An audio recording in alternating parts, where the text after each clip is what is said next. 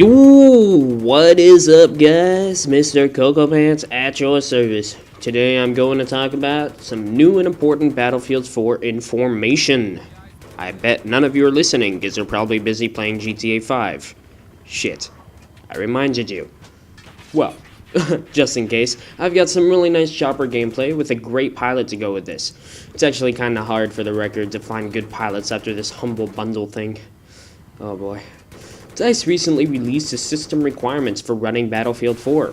This includes the minimum requirements and the recommended requirements. So, for the minimum requirements, you are going to have to go for a dual-core CPU, being either Intel Core i5 and above, or AMD Bulldozer. You'll need at least 2 GB of main system memory, RAM in other words. A graphics card with at least 256 MB of VRAM and support for DirectX 10, and you will need Windows Vista or later operating systems. The recommended specs are a quad-core CPU, an i5 or an i7 by Intel with at least 3 GHz. You'll need 4 GB of RAM for a 32-bit operating system and 8 GB for 64-bit. Also, you'll need a modern DirectX 11 graphics card with at least 1 GB of video memory. It should be a GeForce 600 series or a Radeon 7000 series card. As the operating system, you'll need Windows 7 64-bit or Windows 8.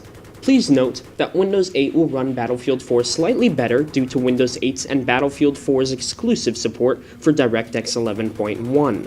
The difference should not be too noticeable though.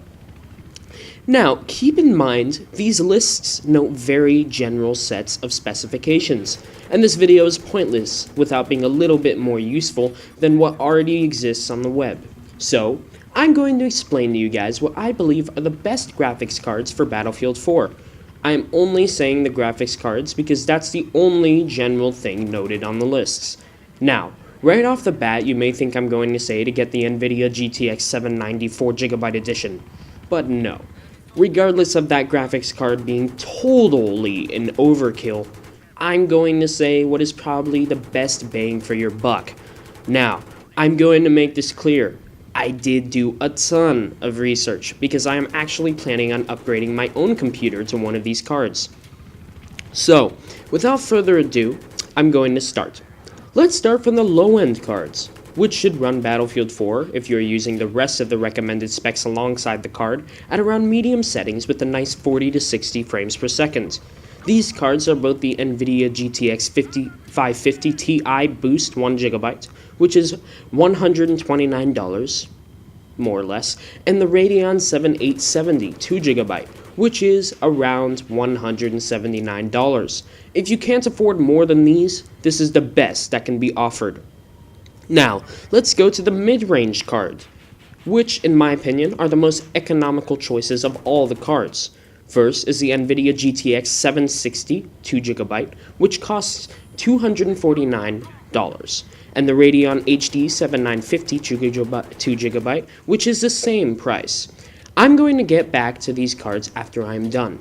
Next is the high-end cards. Not the highest end, rather the best cards you should get for Battlefield 4 without totally being an overkill.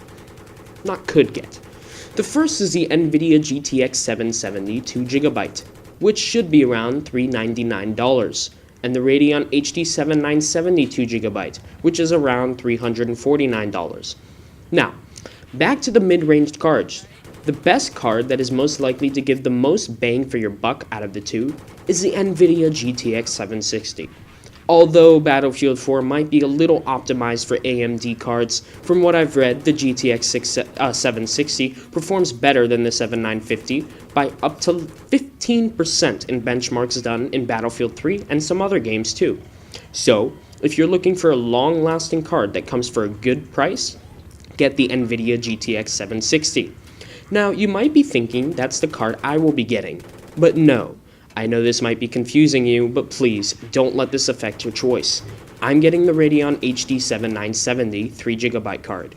This is for a few reasons that most of you don't have to consider yet because I'm a filmmaker, so I need to. Since I record my gameplay, I need a stronger card and a better hard drive to keep a stable FPS. While it should cost around $399, I found great deals for the card. So, if you are a dedicated filmmaker, I recommend you check this card out. Okay guys, well I guess this wraps it up. Links for the cards are in the description below, and some other info about them too. If you found this video useful, be sure to leave a thumbs up, and subscribe if you wish to see more. I'm working on a montage called Bullet Train, and it should be out by this weekend or next week by the latest, so definitely stay tuned for that. Seriously, it's gonna be awesome. Really, like the best montage ever. Seriously. Okay, until next time, Mr. CocopantZ. Out!